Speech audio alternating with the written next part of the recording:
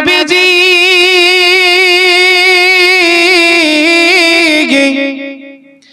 একদিন সাহাবায়ে কেরামদের আপনার সঙ্গে করে আপনার চলে যাচ্ছেন, পথের মধ্যে আপনার দুইটি কবর আপনারা দেখতে পায়। আমার আপনার মায়ার নবী দয়ার নবী মুস্তাফা সাল্লাল্লাহু তাআলা আলাইহি ওয়াসাল্লাম সাহাবায়ে কেরামকে বলেন, ও আমার সাহাবায়ে কেরামেরা বলো বলো, তোমরা কি এই সামনে দুইটি কবর আছে, তোমরা কি তা দেখতে পাও? সাহাবায়ে কেরাম তখন আপনার বলেছিল, ইয়া রাসূলুল্লাহ, ইয়া হাবিবাল্লাহ নবী গো, আমরা কবরটি আপনার দেখতে পাই গো নবী।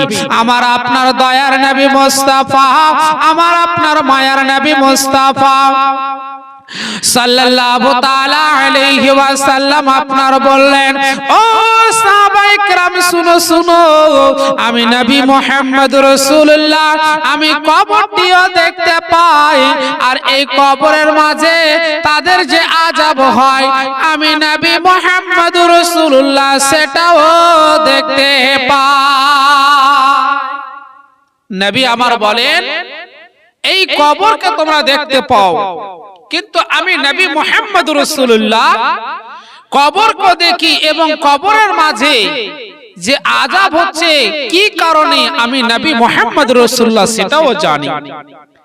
আল্লাহ পাক আমার নবী মুস্তাফাকে আপনার ইলমে গায়ব আপনারা দান করেছেন, তাই আমার দয়ার নবী মুস্তাফা বলেন, এই কবরের মধ্যে আপনার আযাব হয়, কি কারণ আযাব হয় আমার নবী আপনার সেটাও জানছেন।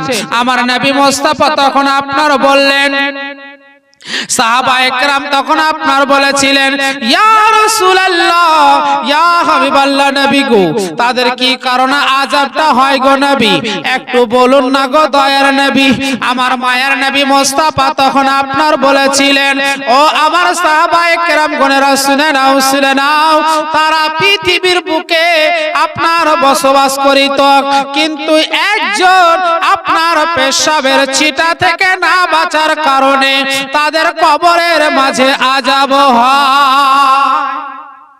যদি পেশাবের ছিটা থেকে না বাঁচার কারণে যদি কবরের মাঝে আযাব হয়, আমাদের মধ্যে অধিকাংশ মুসলমান আমরা পেশাব করে পানি ইউজ করি না, আমরা পেশাব করে আমরা পানি খরচ করি না, নিজে পবিত্রতা অর্জন করি না।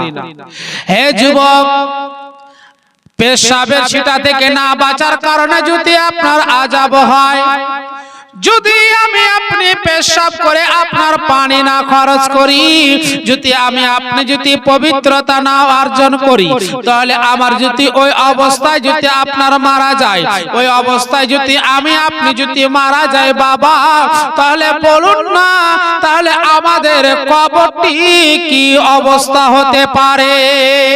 খুব ভয়ানক হবে।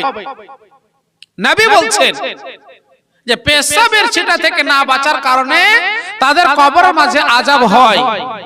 যদি আমি আপনি পেশাব করে পানি না ইউজ করি, নিজের পবিত্রতা যদি অর্জন না করি, তাহলে আমাদের যদি ওই অবস্থায় যদি মারা যায়, তাহলে আমাদের কবরটা কি হবে বাপ? তাহলে তো আমরা কবরের মধ্যে আযাবের মধ্যে সারা দিন আপনার জ্বলতে থাকিব।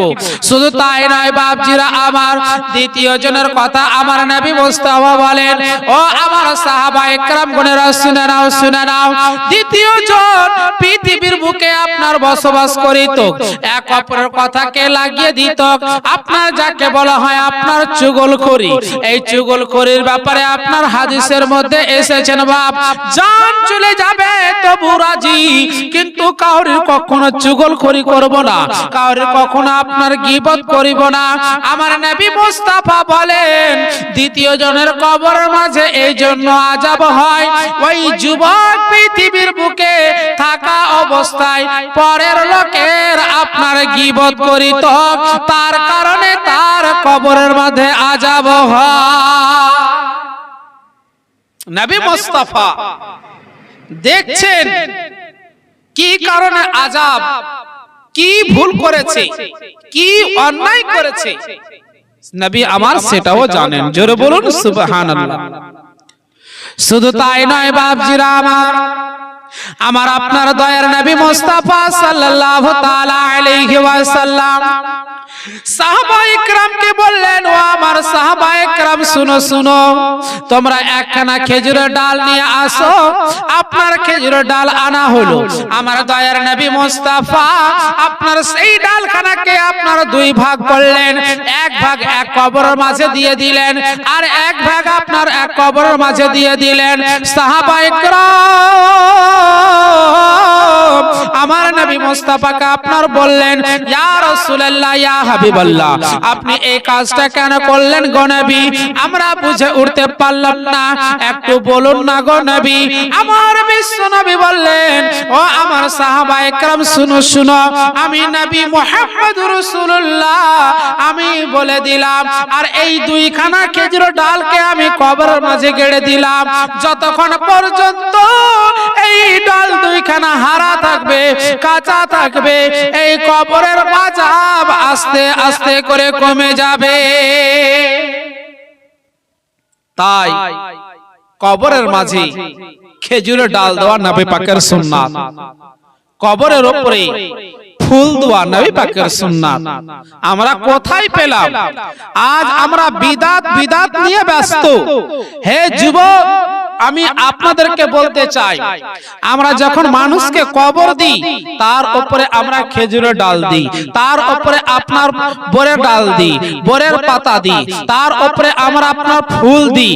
আমাদের বুজুর্গানের দিনের কবর গিয়ে দেখতে পাবেন আপনার ফুল দেওয়া হয়। হে বেরাদার, বলার উদ্দেশ্যটা হলো এটাই, নবী আমার বলছেন এই ফুলগুলো, এই ডালগুলো, এই পাতাগুলো যতক্ষণ পর্যন্ত হারা থাকবে, যতক্ষণ পর্যন্ত কাঁচা থাকবে, আমার নবী বলেন সেই পাতাগুলো, সেই ডালগুলো তার প্রতি আপনার তাসবিহ পাঠ করেন, আর তাসবিহর বিনিময়ে আল্লাহ তার কবরের আযাবকে আস্তে আস্তে করে কমিয়ে দেয়।